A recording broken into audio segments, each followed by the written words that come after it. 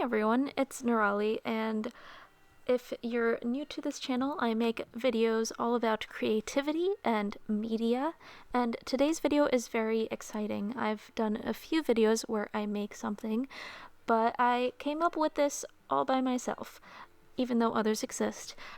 And it's the first time I've done something like that with crochet. It's also my first time crocheting on this channel. If you love crochet and want to see me crochet more, you can check me out on twitch.tv/firewordsparkler, where I stream crochet every Tuesday. This is a crochet scrunchie. This project is really quick, straightforward, and customizable, so let's get to it.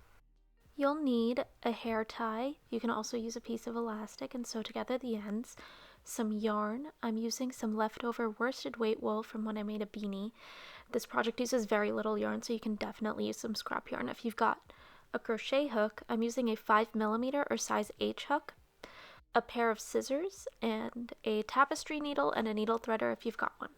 So step one in this is to cast on your yarn onto the elastic, and you do it by holding onto the tail of the yarn and hooking it through and continuing to hold onto the tail as you work. Then you chain 3, continuing to hold onto the tail.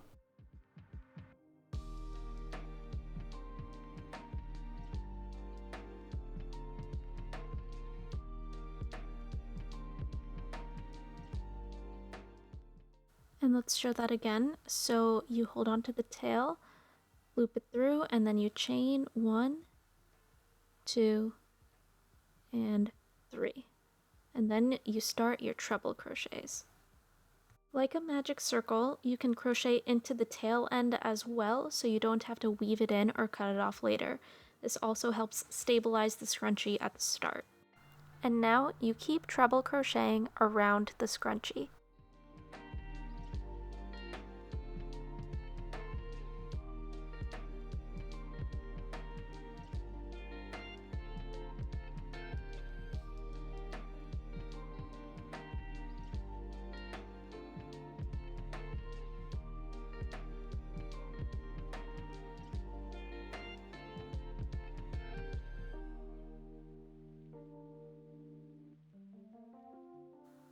The key here is to overfill the scrunchie with stitches so that you're able to stretch it out without gaps and your hair doesn't tangle in it. As you work around, push back the stitches you've already made so that you get the classic waviness you need for a scrunchie.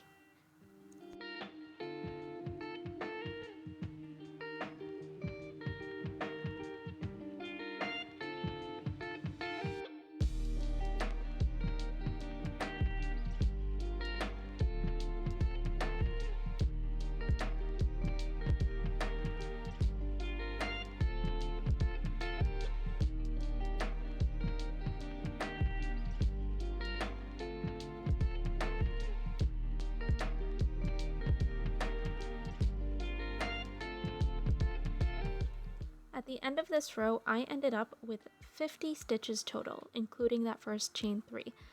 In the red scrunchie you see in the corner, I did 42 stitches and used double crochets all around. The yarn was a little thicker, so I needed a bit less, but I found that the bigger treble crochet allows you to stretch the scrunchie a little more, and the thinner yarn makes it more flexible. As long as you've overfilled your scrunchie and you have an even number of stitches, that's all that matters. To finish this first round, slip stitch into that first chain 3,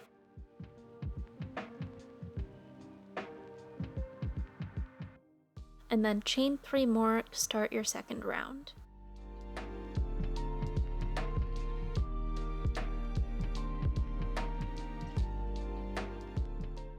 Treble crochet into that same slip stitch. You're working slightly backwards for this one stitch, but it looks way better this way, I promise.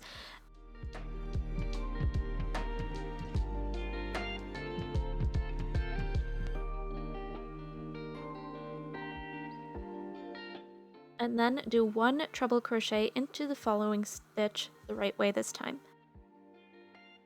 After that, work 2 treble crochets into the next stitch and alternate between 1 and 2 trebles into each stitch until you reach the end. You can also do 2 trebles in each stitch to make the scrunchie extra wavy if you want.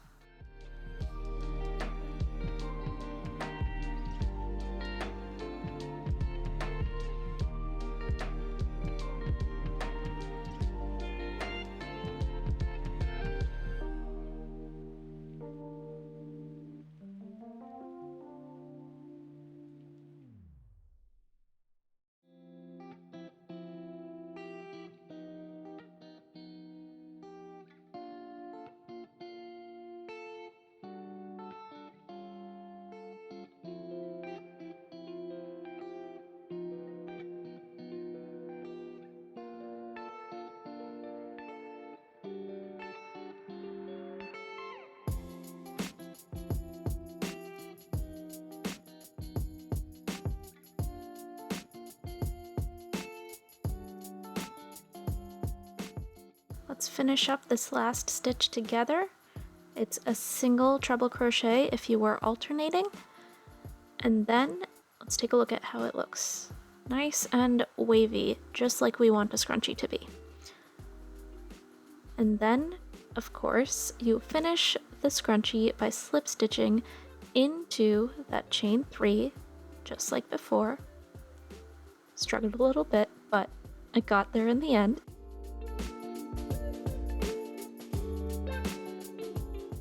Cast off by pulling out a lot of yarn, snipping, and then you have a nice long tail to weave in. So now it is time to weave in our end. I like to hook the tail through a couple of stitches to secure the work before taking my tapestry needle.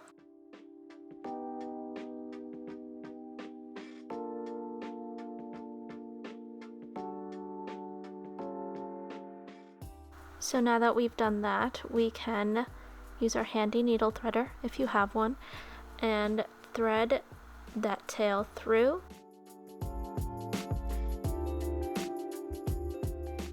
And then I go down to the base of the second row to weave in the tail.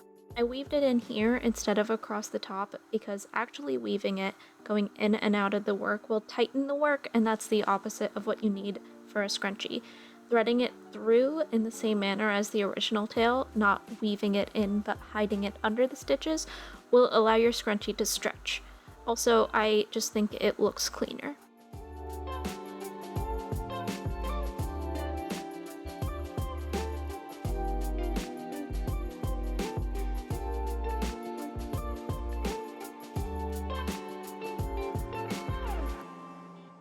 Once you have done that enough, which quite frankly is just however long you want to weave in your thread, I remember saying, I'm done with this.